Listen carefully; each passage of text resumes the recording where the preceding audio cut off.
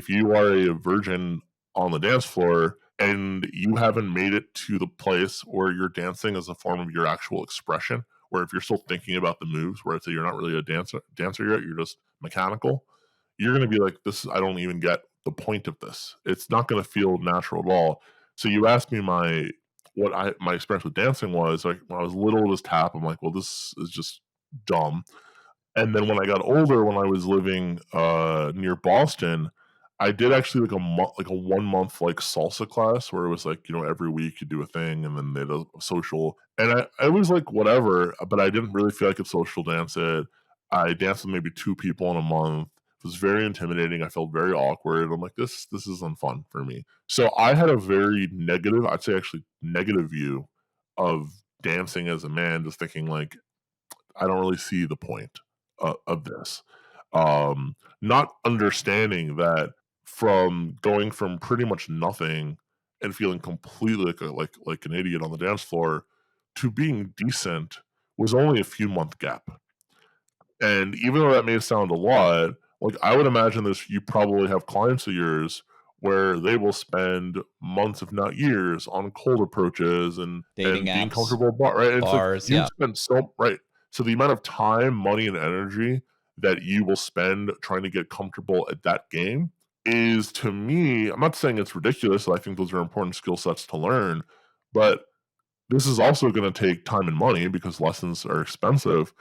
But we're talking a few months. We're not talking a year. And then once you have that for life. Well, the real thing I see that's a massive benefit, it's the built-in social circle, right? Because not only are you doing a skill that makes you, better at flirting, better at sexual tension, Yep. moving better, probably better at sex, but you're building friends in a social circle. And there's already these built-in social circles through the dance place. And it's not that hard with putting in a little bit of time, and you can become a fixture of that social circle. And there's nothing better for dating than a social circle with a ton of cute girls.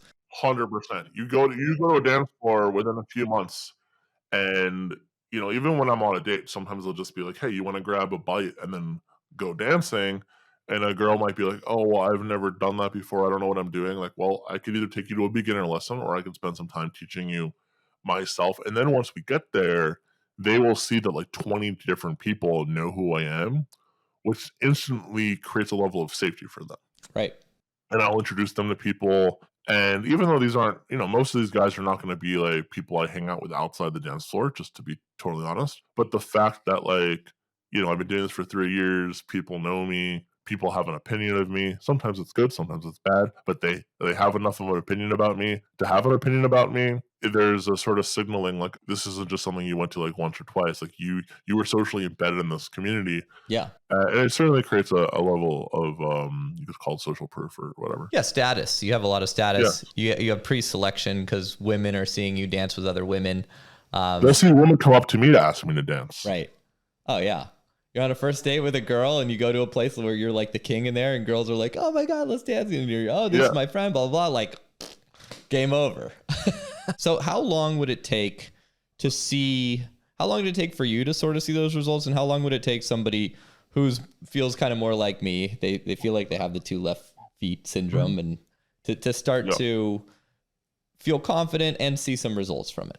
I would give it a good, I don't know. Let's see. So my buddy who I just got, my DJ friend who just started to learn how to dance, I think maybe about a month ago, literally. And he completely not coordinated, right? Like, you would think like I thought, oh, you DJ, he knows like how to keep a rhythm and be like totally different skill set. The first night he came out, he said to me, he goes, "I haven't felt like this insecure like in a long time." One thing that I say is like the dance floor never lies.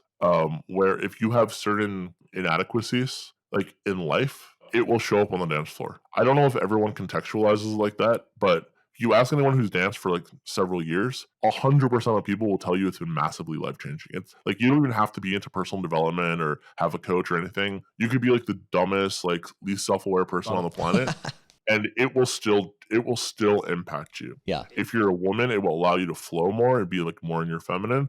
if you're a man, it will allow you to just be a better leader in life. I mean, those skills translate way outside the dance floor. To give you an example of this, of just sort of the spaces that one can kind of expect to go through, when you first learn to lead, you'll experience one of two things. And while I'm saying this, you can think about this in the context of just like masculine, feminine polarity. When you first learn to lead, there's probably going to be this like very uncomfortable sort of awkwardness that a lot of men haven't felt since they're like in middle school. It's a really weird experience. Like I felt like, oh my God, I feel like I'm 12 again.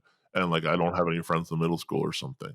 It was a very strange experience. My DJ friend kind of felt the same. He's like, I haven't felt this insecure in like a long, long time. I I felt go, that dude, at salsa. Oh yeah. yeah, so Yeah. you get it, right? Mhm.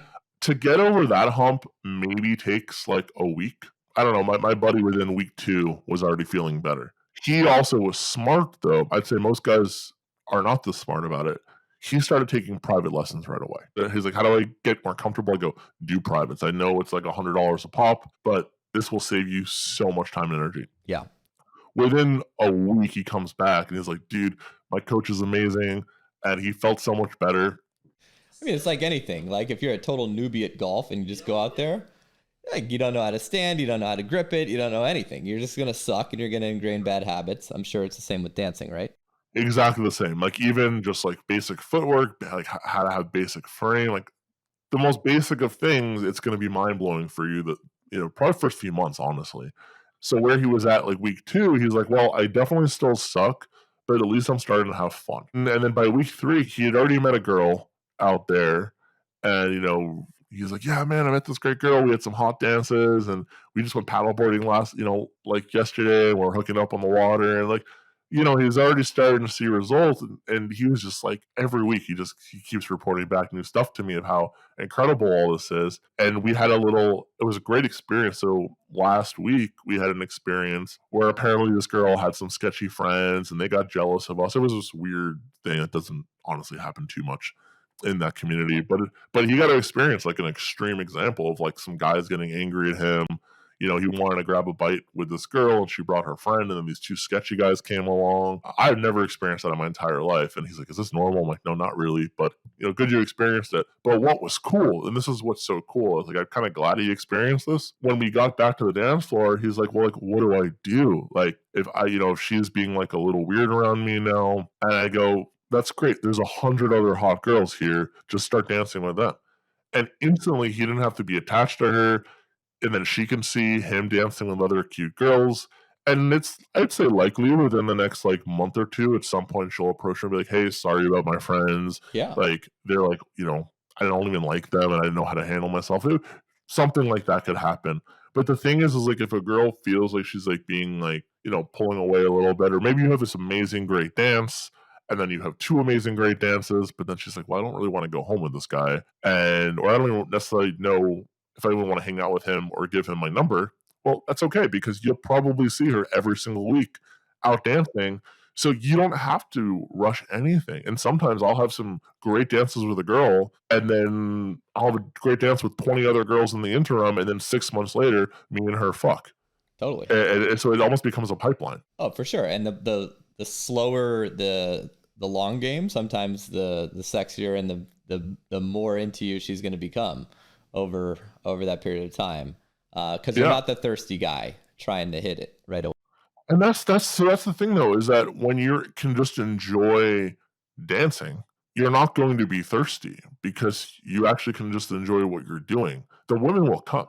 I think that's such like what the great benefit is. Like when I go to a bar, it's like I don't really enjoy drinking that much, and I don't really enjoy like talking to a girl for drinks. It's like I want to do more than that. So they can pick up that I'm not really like this isn't really the place that I want to be, and I'm really there just to hook up with girls. It's going to be less conducive for me because I'm just not enjoying the process. I really don't like that. I really don't like the process. I don't think any guy really likes that, right? It's like those conversations are awkward. And there are some guys I've met where it really seems like they enjoy themselves and like they're into drinking and like that's their thing and they want to be with their drinking, but which is great. It's just not me. For sure.